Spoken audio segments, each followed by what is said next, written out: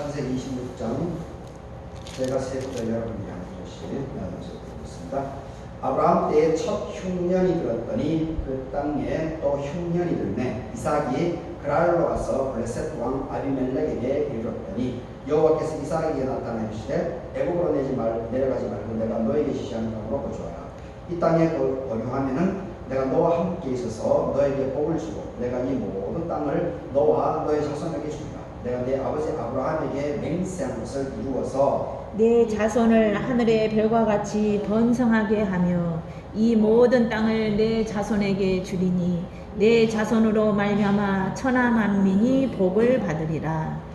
이는 아브라함이 내 말을 순종하고 내 명령과 계명과 율례와 법도를 지켰습니다 하시니라. 이삭이 그랄에 거주하였더니 그곳 사람들이 그의 아내에 대하여 물으매 그가 말하기를 그는 내 누이라 하였으니 리브가가 보기에 아름다움으로 그곳 백성이 리브가로 말미암아 자기를 죽일까 하여서 그는 내 아내라 하기를 두려워함이었더라. 이삭이 거기 오래 거주하였더니 이삭이 그 아내 리브가를 껴안은 것을 블레셋 왕 아비멜렉이 창으로 내다본지라. 이에 아비멜렉이 이삭을 불러서 이르되 그가 분명히 너의 아내거늘 어찌 내 누이라 하였느냐. 이삭이 그에게 대답하되 내 생각이 그로 말미암아 내가 죽게 될까 두려워하였습니다. 아비멜렉이 이르되 너가 어찌 우리에게 이렇게 행하였느냐. 백성 중 하나가 너의 아내와 동침할 뻔하였도다. 너가 죄를 우리에게 입혔습니다. 아비멜렉이 이에 모든 백성에게 명하여 이르되 이 사람이나 그의 아내를 범하는 자는 죽이리라 하였더라. 이삭이 그 땅에서 농사하여 그 해에 100배나 얻었고 여호와께서 복을 주심으로 그 사람이 창대하고 왕성하여 마침내 거부가 되어서 양과 소가 떼를 이루고 종이 심히 많으로 블레셋 사람이 그를 시기하여 그 아버지 아브라함 때에 그 아버지의 종들이 판 모든 우물을 막고 흙으로 메웠더라. 아비멜렉이 이삭에게 이르되 네가 우리보다 크게 강성한즉 우리를 떠나라.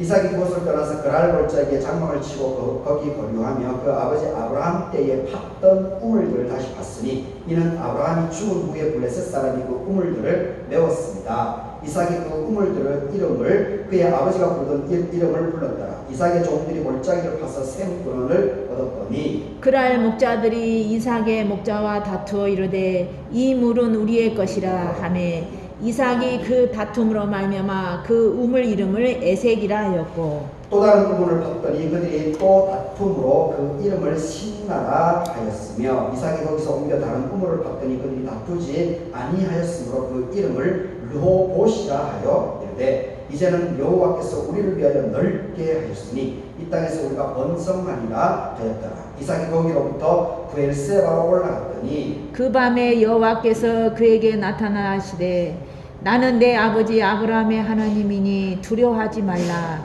내 종 아브라함을 위하여 내가 너와 함께 있어 너에게 복을 주어 너의 자손이 번성하게 하리라 하신지라.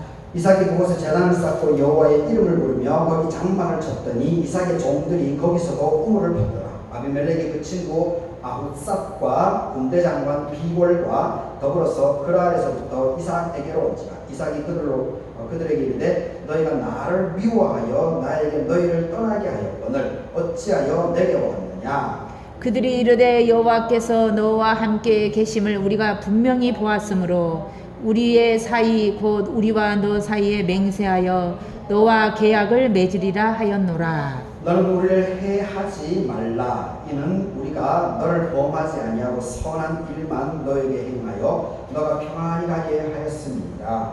이제 너는 여호와께 복을 받은 자니라. 이삭이 그들을 위하여 잔치를 베풀매 그들이 먹고 마시고 아침에 일찍이 일어나서 서로 맹세한 후에 이삭이 그들을 보내매 그들이 평안히 갔더라. 그날에 이삭의 종들이 자기들이 판 우물에 대하여 이삭에게 와서 알리어 이르되 우리가 물을 얻었나이다 하매 그가 그 이름을 세바라 한지라. 그러므로 그 성읍 이름이 오늘까지 브엘세바더라. 에서가 40세에 해쪽 속 부엘리의 딸 유딧과 해쪽 속 엘론의 딸 바스맛을 아내로 맞이하였더니 그들이 이삭과 리브가의 마음에 근심이 되었더라.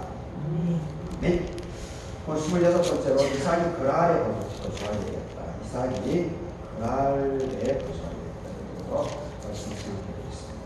오늘 성령 강의전 기도 6번째 주 수요일입니다. 예배에 참석하신 최순남 목사님, 신남주 목사님, 박보수 목사님, 장명환 목사님, 노금돌 목사님, 이경수 사모님의 하나님의 은혜와 함께하기를 바라겠습니다. 오늘 이삭이 다시 아브라함 때 받은 아브라함과 하나님께서 맺은 그 계약, 그것이 다시 한번 하나님의 약속이 다시 한번 이 이삭, 아들 이삭 때에서도 다시 언급이 되고 있는 것을 보게 됩니다. 하여튼 이 아브라함, 이삭, 야곱으로 이어져 나가는 이 축복이 계속해서 하나님께서 계속해서 확인을 계속해서 시켜주는 것을 보게 됩니다. 참 이러한 부분들이 참 중요합니다. 이게 자꾸 그 성경에 이런 약속의 말씀도 계속 이제 반복이 되고, 그리고 성경에 우리가 볼 때는 참 좋지 않은 부끄러움의 사건들, 이러한 것들도 성경에 참 자세하게 기록이 되어서 있는 것을 보게 됩니다. 이런 것들을 통해서 우리가 자꾸 내 삶을 이제 돌아볼 수 있는 그런 부분들로 작동하게 되고 있습니다. 그래서 한 번 더 하나님을 흔들릴 때 하나님을 바라보기도 하고, 그리고 이렇게 꿋꿋하게 우리의 믿음을 지켜나갈 수 있게끔 하나님께서 이렇게 자녀들에게 계속 반복해서 얘기를 해주고 있습니다. 1절을 보게 되면 아브라함 때에 첫 번째로 흉년이 들었었다, 이렇게 얘기합니다. 아브라함 때에. 그래서 이 아브라함 때 어떻게 합니까? 흉년이 들어가지고 이집트로 가죠. 이집트로 가는 사건이 벌어지는데, 그런데 또 이 아들 이삭 때에도 또 흉년이 들었습니다. 주기적으로 좀 흉년이 드는 것 같습니다. 요셉 때를 요셉이 이집트의 국무총리가 됐을 때, 그때는 보게 되면 7년 동안 풍년이 들고 7년 동안 이렇게 흉년이 들지 않습니까? 하여튼 그건 이제 자연 현상일 수도 있고, 그래서 모든 것은 자연 현상이죠. 그리고 그때 곤충, 메뚜기 때라든지 이런 피해일 수도 있겠죠. 약간 여기 성경에는 원인은 나와 있지 않지만 또 아주 오랜만에 또 이렇게 흉년이 들었다라고 합니다. 그런데 이삭이 그랄로 가서 블레셋 왕 아비멜렉에게 이르렀다, 이렇게 얘기를 합니다. 그래서 2절을 보게 되면은 이제 하나님께서 이삭에게 흉년이 들어서 그랄 지역에 갔었는데, 그랄이라고 하는 것은 아직 이집트 쪽은 아닙니다. 이 브엘세바, 이스라엘 남단입니다. 이스라엘 이 남유다의 남서쪽 지중해 그 방향, 이쪽이 이제 그랄인데, 근데 하나님께서 이삭에게 나타나서 말씀을 합니다. 애국으로 내려가지 말고 내가 너에게 지시하는 땅에 거주를 하라, 이렇게 명령합니다. 이집트로 내려가지 말라. 이 참 성경의 그 이집트에 대한 부분이 이렇게 부정적으로 상당히 많이 언급되고 있습니다. 북이스라엘이 멸망할 그때도 보게 되면 이 이집트에 대한 이집트하고 연합해서 또 전쟁도 벌이고 이런 데도 나오는데, 그래서 이 이집트에 가까이 하는 것에 대해서 성경에서는 상당히 이렇게 금기시하고 있는 그런 것을 보게 됩니다. 그런데 그 원인에 대해서는 성경에서는 기록이 없습니다. 그런데 가만히 생각해 보게 되면 어떤 것을 생각해 볼 수 있느냐 하면, 아마 그 이스라엘 백성 유대인들이 이집트에서 노예 생활을 하지 않았습니까? 노예 생활을 430년에서 450년, 이 사반생이 가까이 노예 생활을 했는데, 아마 그것하고 이렇게 연관성이 있지 않을까, 그런 생각을 좀 해보게 됩니다. 근데 이거는 뭐 어느 누구도 성경에 나와 있지 않기 때문에 상상, 생각만 하는 것이지 확정적으로 얘기는 할 수가 없습니다. 아마 이 이집트라고 하는 것이 또 이렇게 우상 그리고 막 그 고대 강력한 제국을 형성했던 나라이기 때문에 아마 거기에 휩쓸려서 문화 이렇게 쉽게 휩쓸려 들어갈 수 있기 때문에 그래서 유대인 하나님의 백성들을 종족을 유지하기 어렵기 때문에 아마 그런 하나님께서 계속해서 이집트로 가지 말라고 명령하지 않았을까 그렇게 생각해 봅니다.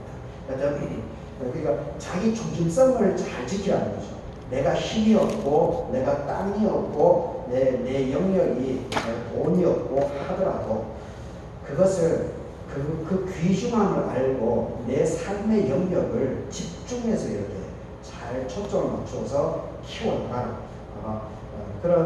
그렇게 적용할 수도 있는 대목인 것 같습니다. 그래서 이제 하나님께서 명령하는 땅에 거주하라. 그게 이제 바로 가나안 땅이죠. 가나안 땅. 지금 살고 있는 그 땅을 아브라함에게 약속을 해서 헤브론을 무덤으로 이 땅으로 샀기 때문에 거기를 떠나지 말라고 얘기하고 있습니다. 그러면서 이제 3절, 4절에서 다시 아버지 아브라함에게 약속해 주셨던 그 하나님의 축복의 약속을 다시 한번 이삭에게도 하나님께서는 언급해 주고 있습니다.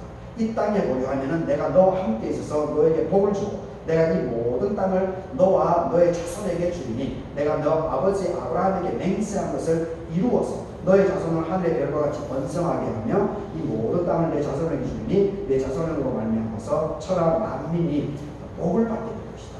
이 4절이 아브라함에게 한 약속이죠. 4절이 하나님께서 아브라함에게 한 약속입니다. 그런데 이 3절에 다시 이제 더 첨가를 하죠. 더 첨가를 이삭에게 3절은 이삭에게 하는 말입니다. 그러면서 너에게도 복을 줄 것인데 아버지처럼 잘 이렇게 믿음을 따라서 이 땅을 떠나지 말고 하라는 겁니다. 그러면 하나님께서 축복을 해주겠다. 그래서 이제 6절에 보게 되면은 이삭이 이집트로 내려가지 않고 그 땅에 머물게 되는 것을 보게 됩니다. 근데 머물게 되는데 7절에서부터 11절까지 보게 되면 또 이것도 참 신기한 일입니다. 아버지하고 똑같은 일이 보입니다. 아버지 때. 자, 이게 아버지 때 똑같은 일이 하나도 안 됩니다. 그래서 이 아버지는 어떻게 했습니까? 흉년이 들어가지고 이집트로 내려갔죠.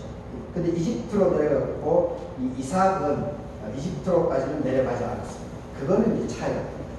장소의 차이는 있지만 그런데 또 그 안에서 머물게 되는데 또 이 자기 부인 리브가가 어머님 사라도 참 아름다웠다고 그러는데 이 자기 부인 리브가도 참 이게 아름다운 여인이었다라고 이렇게 표현합니다. 그래서 블레셋 족속들이 자기 부인으로 인해서 자기 부인을 차지하기 위해서 자기를 죽여버릴까봐 두려워가지고 거짓말을 합니다. 7절 마지막에 그는 내 아내라 하기를 두려워하였다. 사람들이 나를 죽일까봐. 그래서 그런데 이 부부라고 하는 것이 이제 밝혀지는 거죠. 그러면서 이제 아비멜렉 블레셋의 왕이 찾아와가지고 어떻게 우리 백성들이 범죄해서 죽게 만들려고 너가 그렇게 했냐. 그러면서 화를 내면서 이제 그 블레셋 사람들에게 이제 공포를 하죠. 이제 이 사람들은 부부이기 때문에 손 대지 말라고. 그리고 이 사람들을 해코지 않은 사람은 내가 그 사람을 죽여버리겠다라고 이 아비멜렉이 블레셋 왕이 이 선포를 합니다. 참 감사한 거죠. 이 하나님께서 말씀하신 것을 이삭이 순종했기 때문에 물론 이제 아버지하고 똑같이 이렇게 거짓말을 치는 생존을 위해서 목숨을 구하기 위해서 자기 나름대로 이렇게 거짓말을 하긴 했지만 그래서 하나님의 명령대로 하게 되니까 하나님께서 이방 왕을 들어서서 이삭을 지켜 주고 있는 것을 보게 됩니다. 근데 또 우리가 이제 그 아시리아라든지 이 바벨론을 보게 되면은 북이스라엘하고 남유다가 아시리아하고 블레셋에게 멸망을 당하게 되죠. 근데 그런 것을 보게 되면 그 원인이 어디에 있습니까? 내부적으로 부패한 겁니다. 북이스라엘하고 그리고 남유다 이 내부적으로 부패하고 우상 숭배가 만연하고 그리고 힘이 있고 돈이 있고 권력이 있는 이 양반들이 힘이 없는 백성들을 함부로 무시해버렸어요. 짓밟아버려요. 내부적으로 자기 백성. 그렇게 하니까 하나님의 진노가 극에 달해서 결국은 이방 민족을 들어서서 하나님의 백성들을 싹 쓸어버립니다. 그런데 그 하나님의 그 진노, 심판 이것이 결국은 하나님께서 유대인 자기 백성을 미워함이 아니고 다시 그 쑥대밭이 이 정신적으로 황폐한 것 그리고 이렇게 하나님의 말씀을 제대로 따르지 않는 그 부분에 대한 징계입니다. 다시 복구하기 위해서 하나님의 첫사랑을 회복해 하기 위한 하나님의 증거이고 심판이고 책임있는 행위였다는 것을 우리가 기억해야 됩니다. 그런데 여기서 하나님께서 이삭이 하나님의 말씀대로 하게 되니까 여기서는 이방 왕을 들어서서 이삭을 책임져 나가는 것을 보게 됩니다.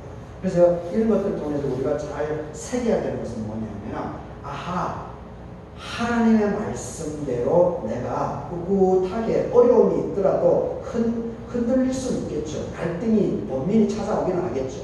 그럼에도 불구하고 중심축을 잘 이렇게 지탱하고 있으면 하나님께서 어떠한 방식으로든지 간에 나를 그 사람을 책임져 준다는 겁니다.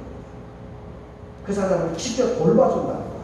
이 부분 이러한 것을 우리가 하나님의 그 역사하심 이것을 교훈으로 받을 필요가 있습니다. 그래서 환경이 약하고 힘들고 어렵더라도 꿋꿋하게 하나님을 바라보면서 나아가게 될 때 결과적으로 하나님께서는 그 사람을 들어쓰고 그 사람에게 축복을 허락해 주게 되어 있다고 하는 것을 보게 됩니다. 그래서 12절을 보십시오. 12절 그 증거입니다. 12절 같이 한번 읽어보겠습니다. 12절 한번 같이 한번 읽어보겠습니다. 이삭이 그 땅에서 농사하여 그 해에 100배나 얻었고 여호와께서 복을 주셨다. 그래서 13절도 같이 읽어봅시다. 그 사람이 창대하고 왕성하여 마침내 거룩하게 해서 14절까지 양과 소가 떼를 이루고 종이 실이 많으므로 블레셋 사람이 그를 시기했다. 이삭이 아버지하고 똑같은 그 패턴으로 자기 부인 목숨을 유지하기 위해서 그런 것을 했지만 하나님께서 그 부분에 대해서 하나님께서 문책을 하지 않습니다. 왜 그랬을까요? 이게 거짓말을 하고 있는데 하나님께서 왜 문책을 하지 않았을까요? 하나님께서 이것을 통해서 우리가 또 생각해 볼 수 있는 것은 뭐냐면 악의를 가지고 악한 마음을 가지고 거짓말을 하고 그리고 사람들의 재산이라든지 그리고 사람의 목숨, 사람의 생명하고 다른 사람들의 목숨과 재산 이런 부분에 있어서 악의를 가지고 피해를 입은 것에 대해서는 하나님께서 용납하지 않습니다. 그 범죄에 대해서 용납하지 않습니다. 재산이라든지 그리고 그 사람의 생명, 특히 이 생명에 대한 부분은 하나님께서 절대 용서하지 않습니다. 그런데 지금 아버지 아브라함도 그렇고 이삭도 보게 되면 이거는 남들에게 악의가 있는 게 아니죠. 남을 해코지 하거나 남의 재산을 탐내서 거짓말을 한 게 아닙니다. 거짓 증언을 한 게 아닙니다. 어쩔 수 없는 삶의 방편, 그 부분을 위해서 생존을 위해서 했던 그런 부분이 있기 때문에 아마 하나님께서 이렇게 책임을 묻지 않고 그냥 넘어가는 것이 아닙니다. 그런 생각을 해보게 됩니다. 우리가 삶을 살아가다 보면 어쩔 수 없이 그냥 이렇게 그 말을 돌릴 때가 있지 않습니까? 그 사람을 해코지하거나 그 사람을 수렁에 빠뜨리려고 그렇게 하는 것은 이거는 하나님께서 용납을 하지 않습니다. 그런데 이렇게 어쩔 수 없이 이렇게 하는 부분에 대해서는 하나님께서는 그냥 이렇게 담담하게 넘어가고 있는 이러한 부분도 볼 수가 있습니다. 하여튼 이렇게 이삭이 하나님의 말씀을 충실하게 지켜나갔기 때문에 거기서 땅에 정착을 해서 그랄에 정착을 해서 농사를 지었더니만 100배나 소중히 참 이건 눈여겨봐야 됩니다. 100배. 그리고 창대해지고 그리고 부자가 되고 그리고 양과 속대 종들도 많이 늘어나게 됩니다. 거부가 되었다. 갑부가 되었다. 이렇게 도둑이 되고 있습니다. 근데 여기서 이제 또 문제가 생기죠. 14절 마지막에 이렇게 성공하니까 아무것도 없었던 이삭이 하나님의 믿음에 의해서 신앙생활 하나님을 의지하면서 이렇게 살아나가니까 하나님의 축복을 받아가지고 이제 부자가 되니까 성공을 하니까 여기에 시기 질투가 일어납니다. 시샘입니다. 제가 며칠 2, 3일 전에 조혁이 목사님이 몇 년 전에 돌아가셨죠. 지금 유튜브를 보니까 조혁이 목사님의 옛날 설교 이런 것들이 막 유튜브에 많이 올라오더라고요. 그래서 그 중에 이제 저도 가서 이제 녹화를 하고 방영이 됐지만 CBS에 이제 새롭게 하셔서 프로그램에 조혁이 목사님이 2007년도에 두 번 이틀에 걸쳐가지고 조혁이 목사님 인터뷰를 한 것이 1시간 40분 정도 그게 있어서 제가 쭉 봤습니다. 그걸 보니까 이제 조혁이 목사님 36년생이더라고요. 1936년생. 우리 최 원사님이 41년생이죠. 원사님보다. 거기에 이제 보니까 조혁이 목사님의 그 삶의 일대기가 쫙 다 이제 그 대화를 통해서 다 언급이 되더라고요. 근데 참 여기 지금 이거하고 시기 블레셋 사람이 시기했다라고 이 대목 때문에 제가 지금 그 영상이 생각이 났는데 거기 어떤 장면이 있냐면 조혁이 목사가 이제 이분이 이제 하나님께서 치유 은사를 주신 것 아닙니까? 그러니까 막 엄청난 이제 사건이 막 벌어지게 되는 거죠. 그러니까 막 이 교회로 사람들이 막 몰려오는 겁니다. 그러니까 인간적으로 보게 되면 이제 성공한 거죠. 성공. 그런데 이분이 이제 대구에 가서 집회를 했답니다. 대구 가서 이제 예배 인도를 했었는데 예배 인도를 마치고 이제 자기에게 들려오는 얘기가 어떤 얘기가 들려오는가 하면 조용기 목사 제 양반 이제 저 목사들끼리고 또 연배가 그때 이제 비슷비슷했으니까 조용기 목사 막 이렇게 얘기를 했겠죠. 그때만 해도 조용기 목사는 이제 한참만 이제 막 하나님께서 복을 주셔가지고 쭉쭉쭉 이제 뻗어 나가려고 하는 그런 초반기였던 것 같습니다. 근데 대부분 집회를 하니까 조용기 목사 제 양반이 교인들 다 데려간다. 다 데려간다. 유명해지니까 이제 막 지원사도 있고 일어나니까 그 교회로 이제 몰리는 것이 아니겠습니까? 근데 그래서 이제 조용기 목사님이 그래서 그 동료들이 그렇게 욕을 하고 시기 질투를 하고 그렇게 하니까 조용기 목사님이 이제 이런 생각을 하고 있구나. 그러면 내가 이분들이 나를 경쟁을 가지고 하고 있으니까 내가 그렇게 하면 안 되겠다. 이 생각을 하게 됩니다. 참 대단하지 않습니까? 그 사람들은 막 무시해버리고 시기 질투하느냐고 이렇게 할 수가 있을 텐데 그런 것을 이분이 그냥 적극적으로 받아 안아버리더라고요. 거기 상대를 하지 않고 거기 적극적으로 받아 안으면서 대안을 싸우지 않고 자기 대안을 만들었다. 그러면서 해외 해외로 나가시더라고요. 해외.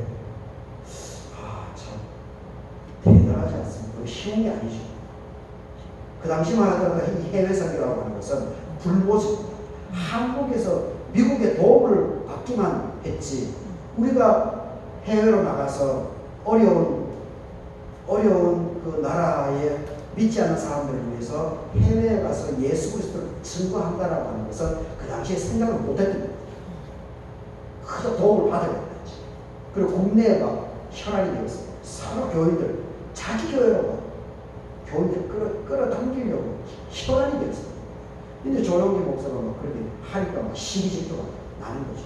근데 조영기 목사는 거기에 대해서 이런 방구도 맞상대를 하지 않고 그냥 그 사람들의 얘기를 하나님께서 들려주신 음성으로 받아들이고 자기를 욕했음을 불구하고, 그리고 눈을 방향을 전환을 시킵니다. 해외. 와, 이 해외로 가는 것도 그러면서 쭉쭉 나오는 거 보니까 브라질에서 한 장면을 보여주는데, 브라질에 150만 명이 한국에 있는 목사가 갔는데 150만 명이 모인 거예요. 150만 명. 브라질에 이제 가톨릭이 강합니다. 가톨릭이.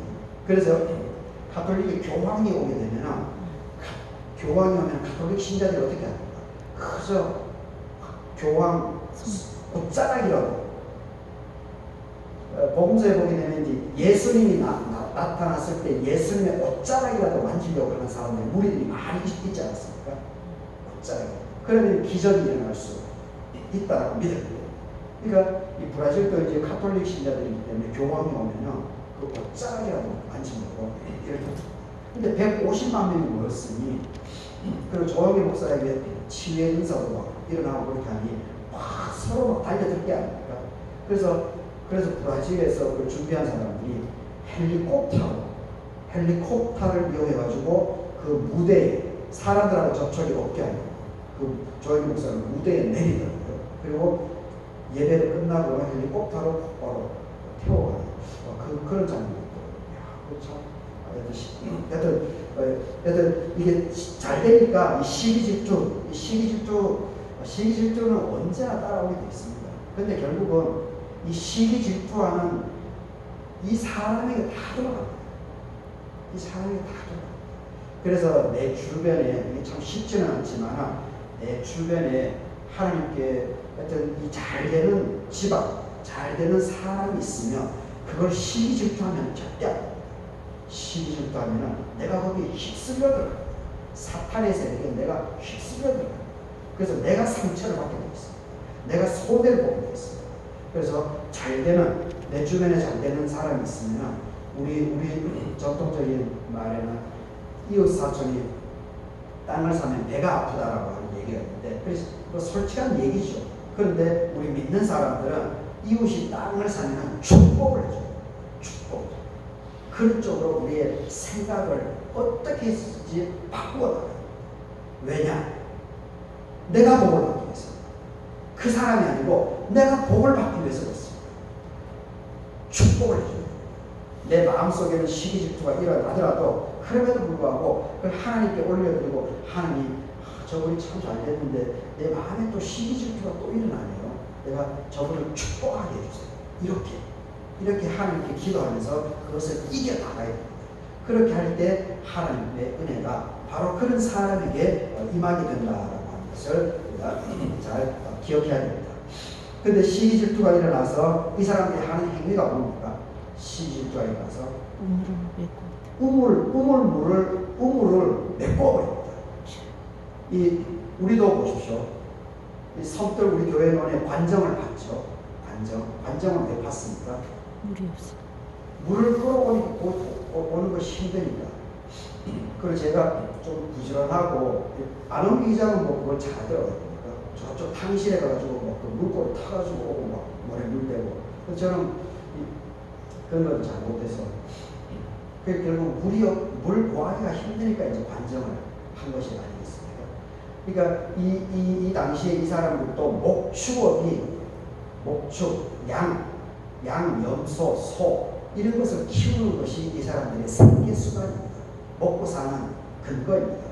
개들이 물이 있어야 되지 않습니까? 물이. 그래서 가는 곳곳마다 먼저 물을, 뭐 사람도 물을 마셔야 되긴 하지만 이 물을 파는 곳이 가장 우선.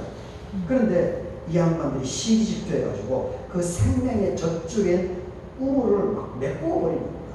메꿔. 그 참, 어떻겠습니까? 물을 메꿔 버리고. 그 우물 파는 것도 쉽지 않았을 텐데. 근데 그걸 메꿔 버리고. 그럼 막 화가 치밀어 오지 않습니까? 화가, 분노가. 근데 참 여튼 이 이삭을 보게 되면은, 화가 치밀어 오를 것 같음에도 불구하고 거기에 맞상대를 하지 않습니다. 맞상대를 하지 않습니다. 18절을 보십시오. 다시 팠지만은 아브라함이 죽은 뒤에 블레셋 사람이 우물을 메웠기 때문에 다시 팠다라고 얘기를 합니다. 그런데 20절에 보십시오. 이 물은 우리의 것이라 하면서 이삭이 그 다툼으로 말미암아 이 우물 이름을 에색이라 했다. 또 와가지고 그랄의 목자들이 와서 그 우물을 빼앗은 겁니다. 그래서 이거는 이 다투었다. 그래서 에색이다. 그리고 그 우물을 또 포기합니다. 포기하고 또 이동을 해서 21절에 또 다른 우물을 팝니다. 또 다른 우물. 근데 이것도 또 이놈들이 와가지고 또 12를 보니까 또 포기를 합니다.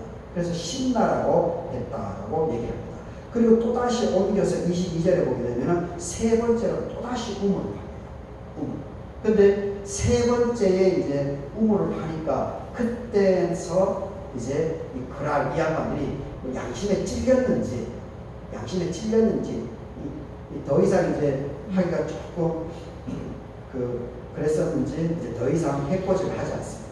그래서 이제 거기를 르호봇이라고 했다라고 여기에 이 기록이 되어 있는 것을 보게 됩니다.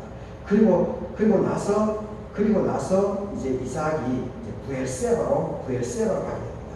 부엘세바로 이동을 하는데 그랄에서부터 이 동쪽입니다. 그랄로부터 동쪽 방향으로 이동을 해서 부엘세바로 안착을 하게 되는데, 근데 그날 밤에 이제 하나님께서 이삭에게 나타납니다.